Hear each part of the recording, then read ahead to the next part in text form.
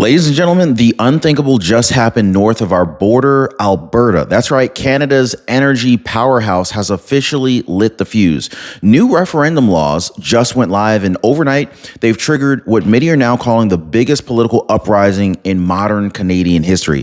From Calgary to Red Deer, people are flooding town halls, chanting, "We're done with Ottawa." Now, here's the kicker. Saskatchewan just joined them. That's right, guys. This isn't just another online protest or some hashtag trend. This is clearly a full-blown, boots-on-the-ground, independent push fueled by frustration, by taxes, by Trudeau-era overreach, and now let's just say that it's got legal teeth. We're talking about citizen-initiated referendums that could put U.S. statehood or Western separation directly on the ballot. And with President Donald Trump back in the White House cheering them on from across the border, the timing really couldn't be any more explosive. So today, I want to break down the real truth behind Alberta's political detonation, how it all started, who's funding it, and why Ottawa is now on the verge of losing control of the entire West. Because get this, if Alberta and Saskatchewan walk, Canada will never look the same again. Hit the like button, subscribe, folks. Well,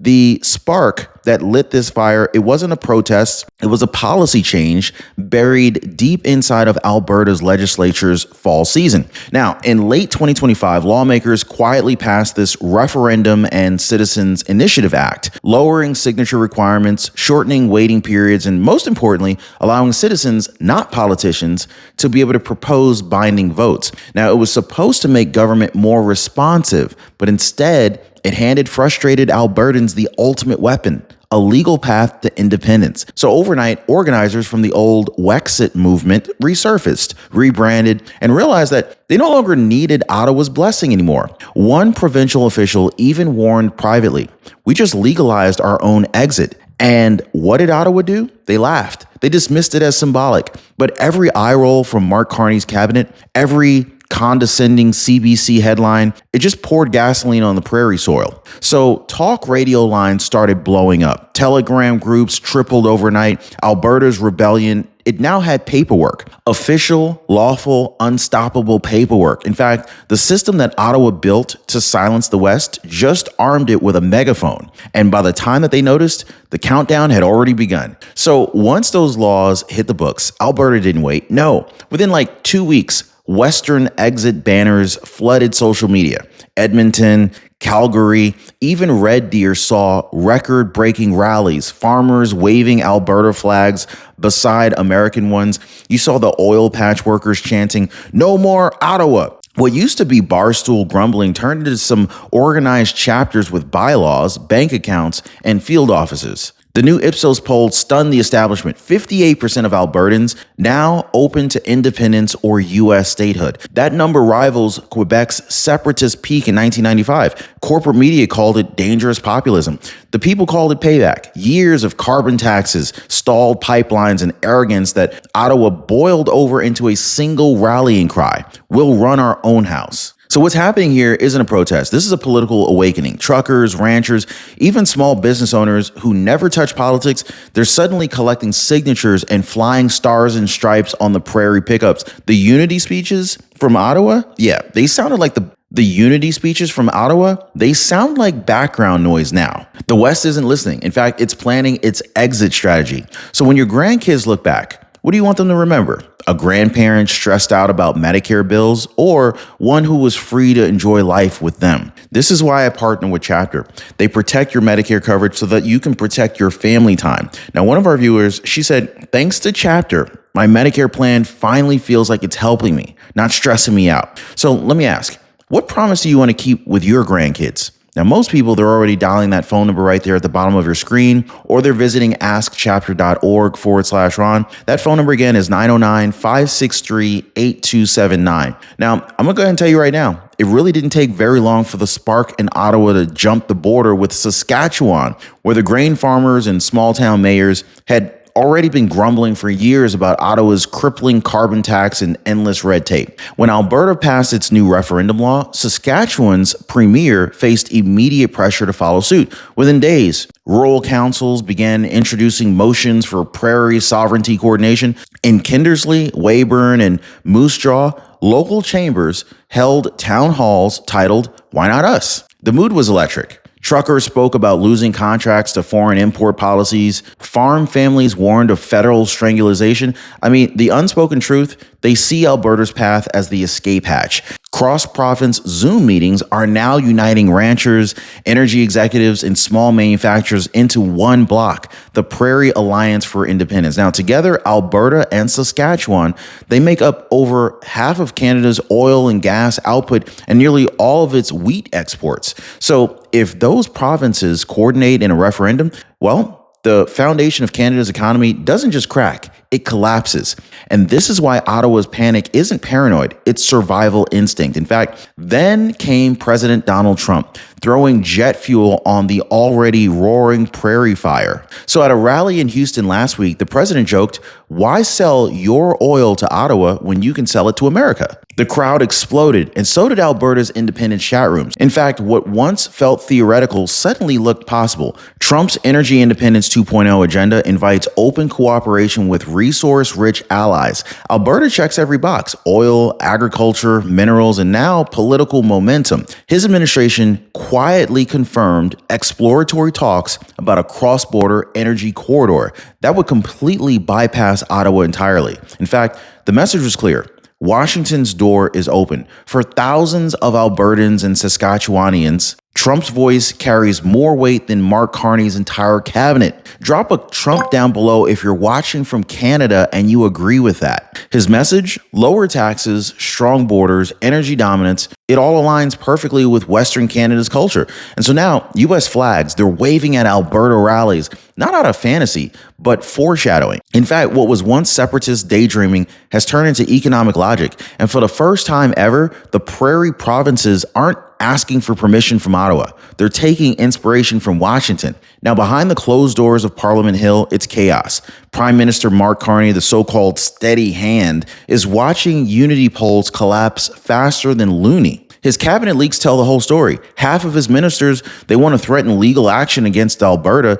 The other half is begging for compromise. Even Justin Trudeau, now an elder statesman, is hiding. He's in hiding and has reportedly been advising Carney to stand firm, even if it means force. Carney's problem? Well, he's not facing activists anymore. He's actually facing voters with a legal mandate. Every attempt to lecture the West about climate responsibilities backfires spectacularly. I mean, his proposed home equity surtax, a plan to tax property sales, this was the last straw for homeowners who are already feeling like they were robbed by inflation. And in Alberta, it's being branded the punishment for success. Now, Ottawa's arrogance turned into ammunition. Every time Mark Carney preaches net zero, oil workers roll their eyes. Every time CBC dismisses separatists as fringe, another 1,000 signatures hit the referendum petition. The capital's elites once mocked the West, but now they're realizing that the West might walk and never come back. Now, it all came to a head in Red Deer. This is the heart of Alberta's rebellion. Thousands packed the Civic Center last weekend for what looked less like a political meeting and looks more like a declaration of independence. In fact, the Alberta Republican Party, newly formed but fast growing, hosted the event. Its slogan was printed on every banner: freedom, faith, federalism, no more Ottawa. People drove in from Edmonton, Calgary, even rural Saskatchewan. Inside, organizers presented draft plans for a provisional Alberta constitution. In fact, the crowd erupted when one speaker declared, "We don't need permission to be free." Outside, local police reported the largest political gathering in central Alberta since the trucker convoy of 2022. National media called it dangerous extremism. Locals called it our Boston Tea Party. And when the final speaker shouted, "If Trudeau can't hear us, Washington will," the entire crowd stood up waving American and Alberta flags in unison. In fact, the chant that followed, "No more Ottawa," shook the entire building.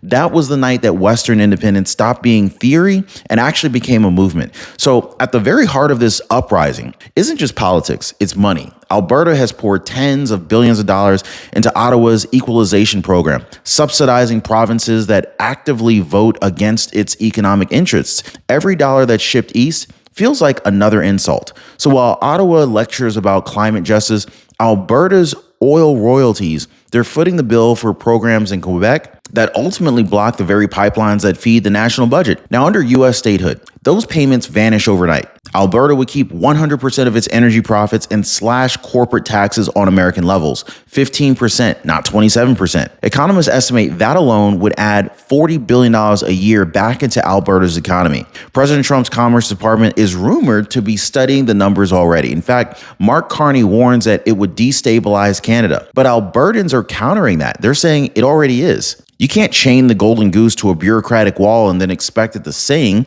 As one Red Deer entrepreneur said, "We built this country.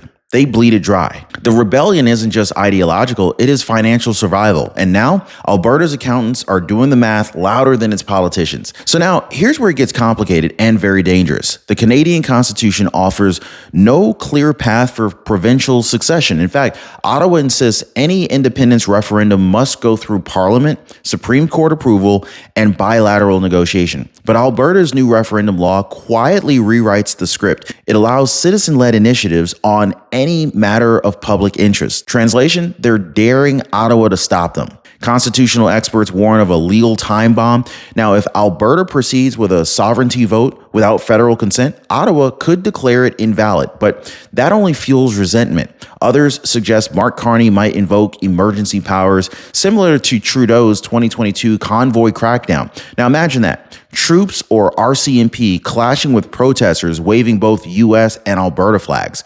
Can you imagine that? This is Canada's Article 50 moment, like Brexit, but with oil, borders, and guns. Every procedural challenge becomes a political headline. Every delay looks more like dictatorship. And while Ottawa debates legal theory, Alberta is writing its own. So whether constitutional or not, the people are already voting. They're voting with their voices, with their money, and with their flags. So as the movement spreads, Canada's corporate media went into full meltdown mode. CBC, CTV, and the Globe and Mail, they all ran near identical headlines calling the independence wave dangerous populism. Reporters labeled Alberta's rallies radical and unpatriotic, but their scorn only made it grow. In the age of live streams and social platforms, the West doesn't need permission to tell its story anymore. In fact, it's telling it directly to the people. Meanwhile, Rebel News, Western Standard, and Epoch Times Canada, they're filling the vacuum, broadcasting the chants, the billboards, and the town halls that mainstream media just won't show you.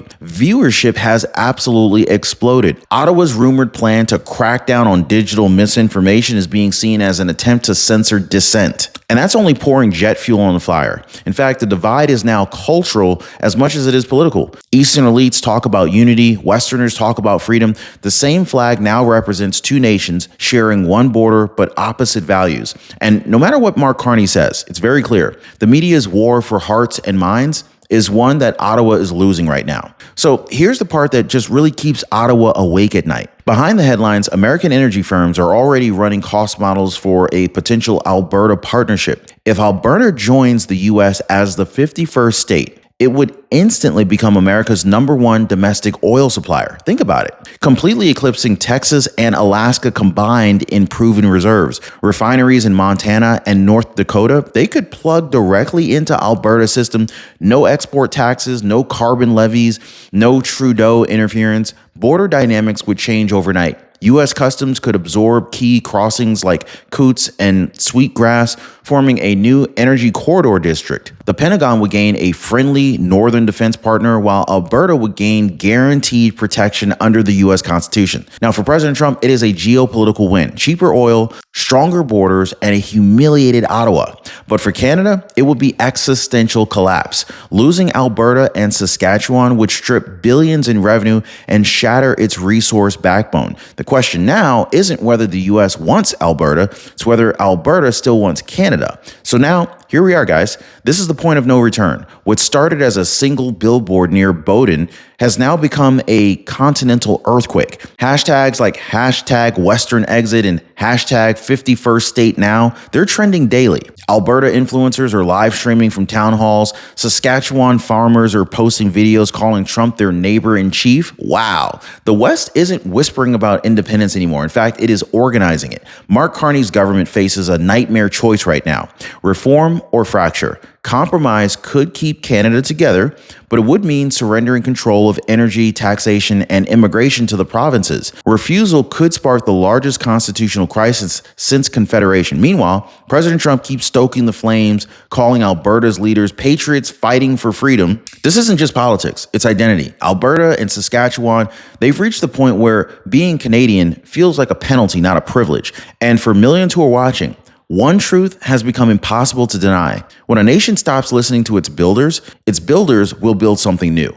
Canada's West has stood up, and the rest of the world is holding its breath. Hit the like button, share this video, subscribe. We'll see you next time. Hey, by the way, guys, if you're one of the real ones who really enjoy what we do here on the channel, you've got to check out the Inner Circle. This is where our true supporters get exclusive access to content that I just can't share here, completely commercial free. It's also the best way to keep this channel going strong. So if you want to be a part of something special, join us over there. Links in the description or in the pinned comment down below.